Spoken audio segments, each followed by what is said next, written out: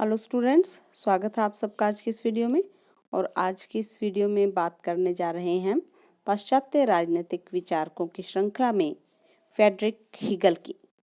और इस वीडियो में हम फ्रेडरिक हीगल की विश्व आत्मा की अवधारणा के बारे में चर्चा करेंगे, उसको समझने का प्रयास करेंगे।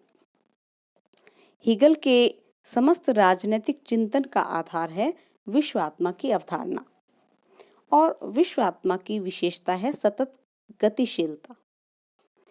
विश्व आत्मा की इस गतिशीलता को या विकास को दर्शाने वाली पद्धति को हीगल ने द्वंद्वात्मक प्रक्रिया का नाम दिया है।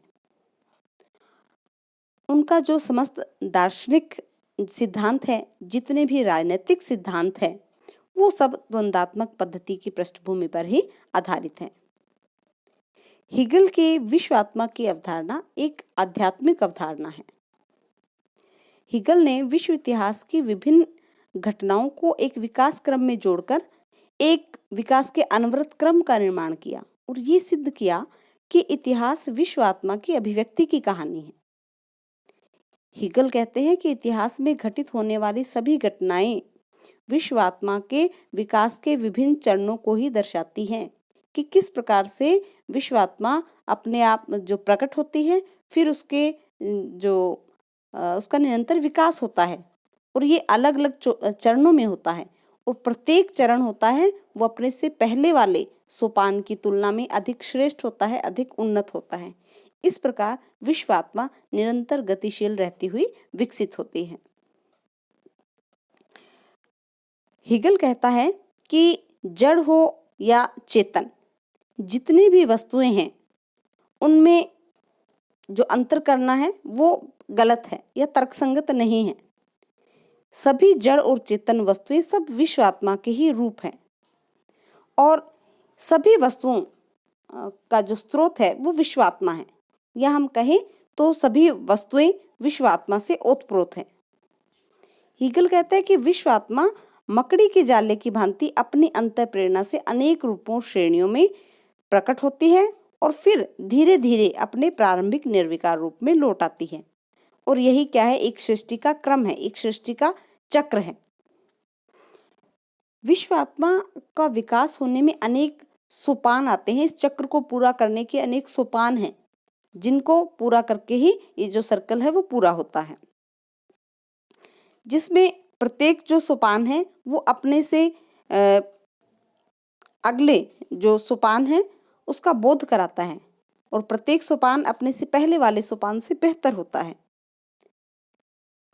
हीगल कहता है कि विश्व आत्मा का विकास बाह्य और विश्व आत्मा के जो विकास के सोपान हैं ये बाह्य और आंतरिक जगत दोनों में पाए जाते हैं।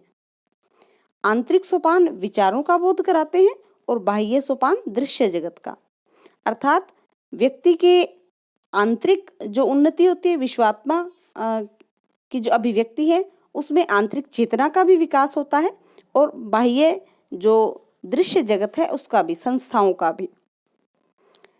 हीगल कहते हैं कि विश्वात्मा के विकास का प्रारंभिक रूप भौतिक या जड़ जगत है। उसके बाद विश्वात्मा वनस्पतियों और प्राणियों में प्रकट होती है, और इसका उच्चतम रूप मनुष्य में अभिव्यक्त होता है। और इन सब में मनुष्य की स्थिति सर्वोपरि है, क्योंकि उसमें चेतन आत्मा रहती है। लेकिन यहाँ पर आकर भी विश्वात्मा का विकास अवरुद्ध नहीं होता, क्योंकि पूरा जो विश्व है वो विकास के क्रम में बंधा हुआ है। विश्व का बाह्य जो विश्वात्मा है इसका बाह्य विकास विभिन्न सामाजिक संस्थाओं के रूप में होता है, और सामाजिक संस्थाओं में राज्य का स्थान सर्वोच्च है, क्योंकि ये अन्य सभी सामाजिक संस्थाओं का नियामक एवं रक्षक है। और इसी कारण हीगल राज्य को विश्वात्मा का पार्थिव स्वरूप या पृथ्वी पर विद्यमान ईश्वर कहता है, और इसे इतनी ये बड़ी या ग्रेट जो टाइटल है वो इसे देता है। इस प्रकार हम देखते हैं कि हीगल द्वारा प्रतिपादित विश्व आत्मा शाश्वत है, सतत है, क्रियाशील है और गतिशील है, और इसका विकास द्वंद्वात्मक प्रक्रिया से निरंतर हो रहा है। तो ये थी हीगल की विश्व आत्मा की अवधारणा। नेक्स्ट वीडियो में हम देखेंगे हीगल का द्वंद्वात्मक प्रक्रिया या द्वंद्वात्मक पद्धति। तब तक के लिए थैंक यू, धन्यवाद।